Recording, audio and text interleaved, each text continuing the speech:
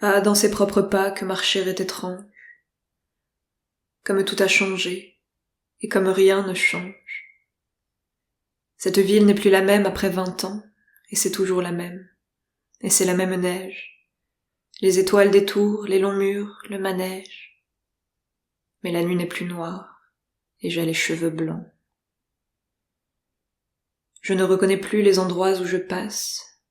Pouchkine a traversé depuis longtemps la place, et maladroitement, comme des mots écrits, les grilles des jardins sur la candeur d'hiver semblent recopiées pour les couples sévères, le long des boulevards faits pour la flânerie. Devant Tchaïkovski, la rue est jaune et blanche. Décembre a souligné sa carrure et sa manche, à peine les frimas ont-ils poudré son front. Et le geste des reins vient à jamais suspendre un air que la sculpture est seule pour entendre, qu'un glissement de zime pas même n'interrompt. Des sautoirs de clarté tracent des perspectives. L'ombre fuit sous les toits à cette heure tardive, et, multiples babels à l'assaut du néant, au-dessus du lacis familier des venelles, des édifices blonds, postés en sentinelle, étoilent la ténèbre à leur front de géant. Ô maison de rondins, au vent vert, palissade, le voyageur ici reconnaît les façades, la cour où le dvornik alors fendait du bois.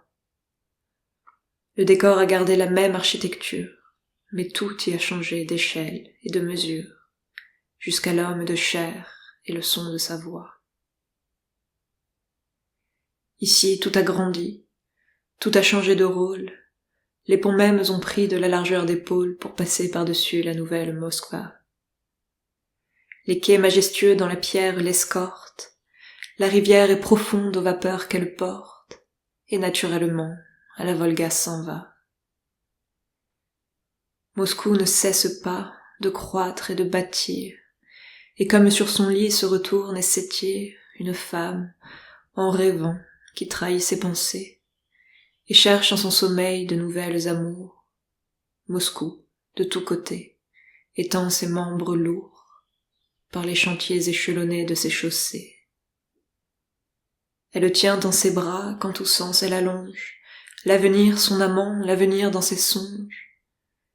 Et d'où Napoléon Bonaparte l'a vue, sur la butte aux moineaux, aujourd'hui mon Lénine, l'avenir son enfant, lui rit et s'illumine, dans l'université porteuse de statues.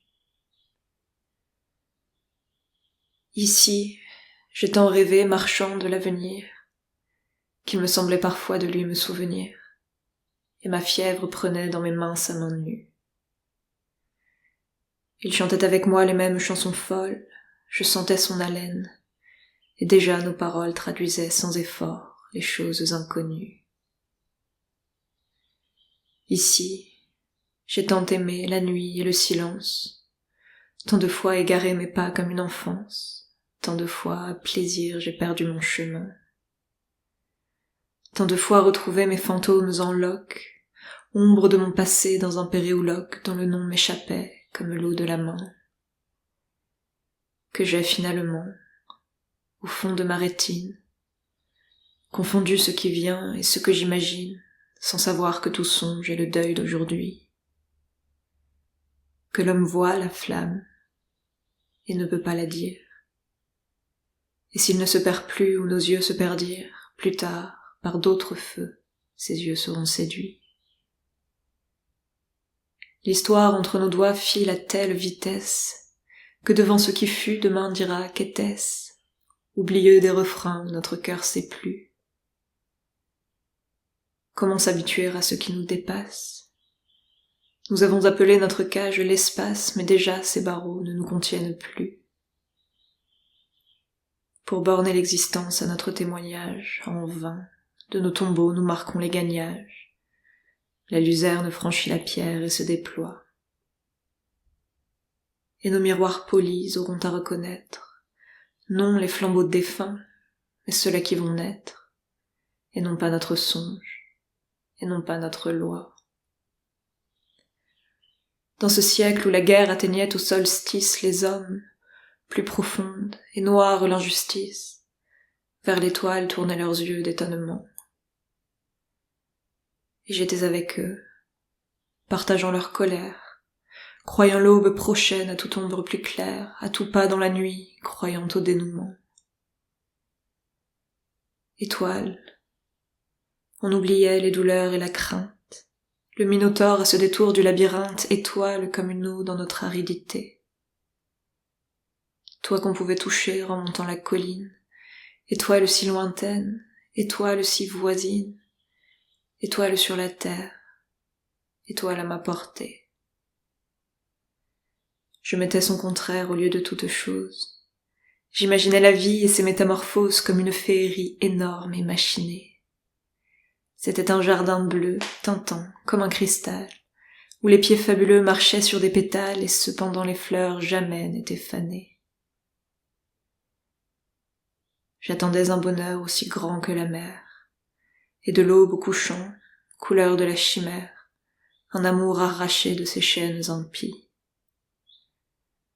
Mais la réalité l'entend d'une autre oreille, et c'est à sa façon qu'elle fait ses merveilles.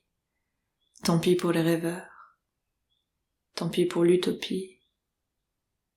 Le printemps s'il fleurit, et l'homme enfin s'il change, est-ce opération des elfes et des anges, ou ligne de la main pour les chiromancies? On sourira de nous, comme de faux prophètes qui prirent l'horizon pour une immense fête sans voir les clous perçant les paumes du Messie. On sourira de nous, pour le meilleur de l'âme. On sourira de nous d'avoir aimé la flamme au point d'en devenir nous-mêmes l'aliment. Et comme il est facile après tout de conclure contre la main brûlée en voyant sa brûlure, on sourira de nous pour notre dévouement. Quoi? Je me suis trompé 100 000 fois de route. Vous chantez les vertus négatives du doute, vous vantez les chemins que la prudence suit. Eh bien, j'ai donc perdu ma vie et mes chaussures. Je suis dans le fossé et je compte mes blessures. Je n'arriverai pas jusqu'au bout de la nuit. Qu'importe. Si la nuit à la fin se déchire, et si l'aube en surgit qui la verra blanchir, au plus noir du malheur j'entends le coq chanter. Je porte la victoire au creux de mon désastre. Auriez-vous crevé les yeux de tous les astres? Je porte le soleil dans mon obscurité.